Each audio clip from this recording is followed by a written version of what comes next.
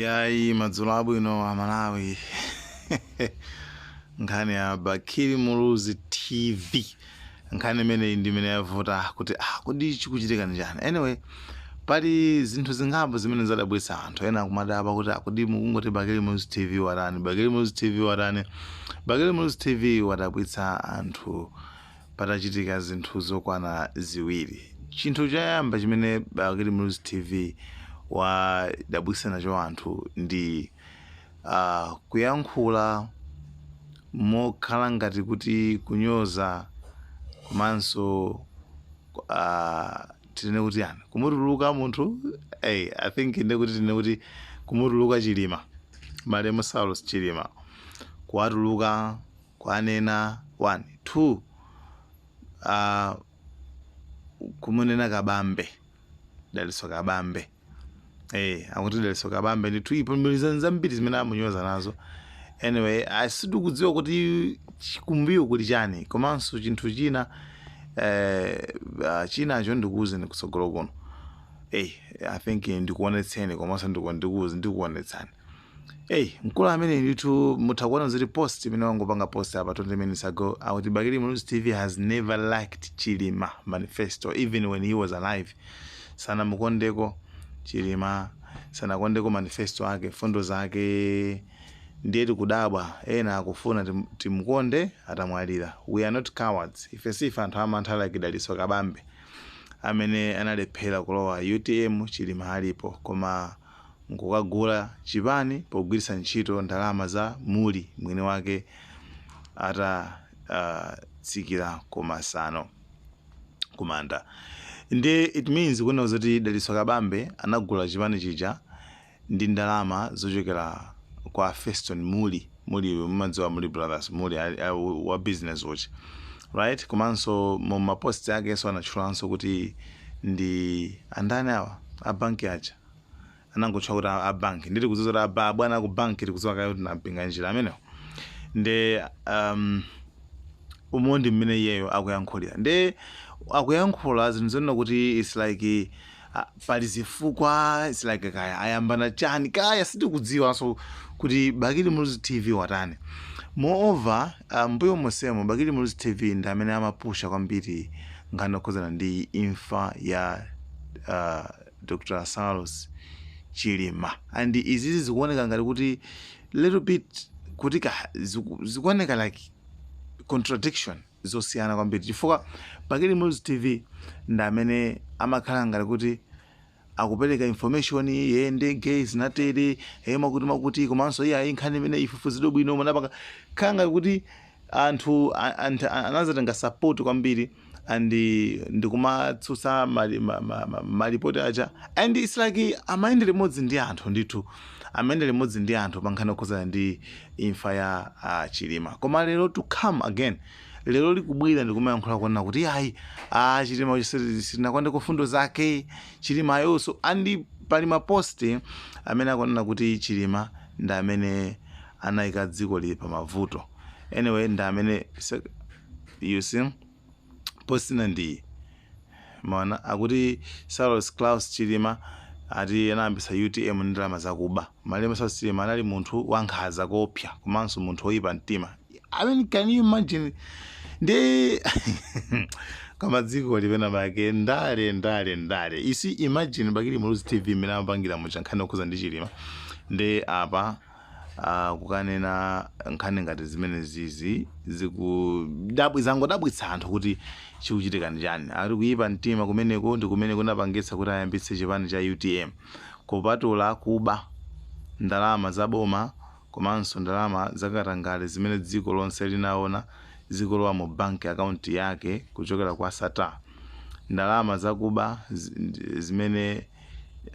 zimenezi ndi zimene zimathandiza kuyendetsera UTM komanso kugulira magalimoto 200. Chipani cha UTM ndi chipani chimene foundation yake inayamba ndi ndalama zakuba komanso katangale. History is the best teacher. Guys, akatero kenako amazabwera nkubaira ndani, nkubaira ujeni mandani Kabambe sopano. Kabambe akatero amunene akuti uyu mkazi ameneyu makuti kupakula zambirimbiri zimene Bakili Muluzi TV wakupanga. Ati AUTM, you don't own this page. Moreover, munabwera pano kuti mumvere imfa ya Chilima. You are free to go. Koma Bakili Muluzi TV nde pali zinthu zina ngati zimenezi. Akuti akadzakhala president yazayenda basi nde zambirimbiri nde chinthu chine chomaliza chimene mkulu ameneyo chikukhala ngati chikudabwitsa nchanena kuti iyeyu sanalembeko kuti Dr. Lazarus Chakwera kuyambira penepene. Iyeyu amangonena kuti Chakwera kwina kuti kosi Chakwera. Komano maposti ake apanopa akuonetsa kuti Dr. Lazarus Chakwera. Dr. Lazarus Chakwera. Ndiyebe apa kuti yani atipele Muluzi ndi mfana kuganiza bo, that's why chanchani anayika nkhope yake maloma ya bambo ake Peter Mutharika Zeru professor amagulisa nkhope yake instead of bingu. Adaliso kabambe ndi opoyira, that is why akugwirisa ntchito nkhope ya Chilima. Akuluakulu bingu sangakhale Peter Kamuzu, sangakhale Chakwera, Bakili sazakhala atupere, komanso Chilima sazakhala Adaliso kabambe. John Tembo anayeserapo kuguzigulitsa kugwirisa ntchito nkhope yake ya Kamuzu, anaferamo osaununkha utsogoleri mfundo. Anyway, pali zinthu zingapo zimene zikuchitika kumene ku Bakili Muluzi TV. And chinthu china nchonena kuti poisi mafanya chinthu imeneyi pamene tikudzudzula Dr. mtakuona apa pamene papa mtakuona pamene papa Dr. Lazarus Chakwera pamene ma audio zika machane amangoti Chakwera ndi actually sitikudziwa kuti Bakili Muluzi TV ndi UTM ayambana chani, chifukwa nkhani looks like a personal to me. Nkhani wonesa ngati nkhani ndi aperosono ndi tuperesono za perosono. Ifeyo tikafuna kuthana ndi munthu timabweresa ma audio plus ma document. It's like afuna thana naye kabambeyo. It's like afuna thana nayo nkhani iyi ndi aperosono ndithu iyi, chifukwa I don't know, komano sitikudziwa koma tiona kutsogolo kuno chifukwa nkhani izi ziyete zikungodabwitsa kwambiri, kudabwitsa kuchokuti kuchikuchitika nchana abale zataniso. Bakili Muluzi TV uja ameneyo amene amakhala ngati makuti yayi Chilima makuti nde tione kutsogolo kuno kwenena kuti awo kutsogolo kuno chifukwa iphulika ndithu, chilungamo chidziwika ndithu, chifukwa izi sizoona yayi. Mona ati nkhani zokhudza imfa ya Chilima tinatseka, maliro tikalira imafika nthawi yometa, imeneyi tayiyedzeka. Tsopano simuzatimvanso tikukamba za pa page pano. Let's move forward.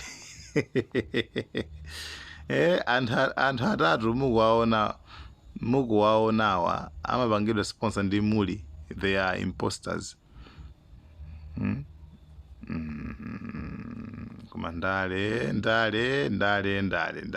Anyway guys, muli mosemo ababa zikungoonetsa kuona kuti the point you can drive home is mungodziwa kuona kuti pali something behind. Anthu awo pali something behind. Simzuti kayambana chani kayaza tani, komano this is not Bakili Muluzi TV amene wamudziwa. Nde timaganiza kuona kuti the page has been hacked. Makamaka or if you personal timaganiza kuti page imene ayipanga haki, koma ndi page sana ayipanga haki chifukwa atulusaso video bwinobwino mmene amapangira moja. Nde it means something is there. Komano sitikudziwa kuti what's going on behind the curtains. Kusali kwa makarani kukwenda zotani anthuwa atani aitu UTM komanso akabambe Zatani bino zatani mwayambana chani ndi Abakili Muzu TV. Anyway guys, thank you so much Malawian Cameras.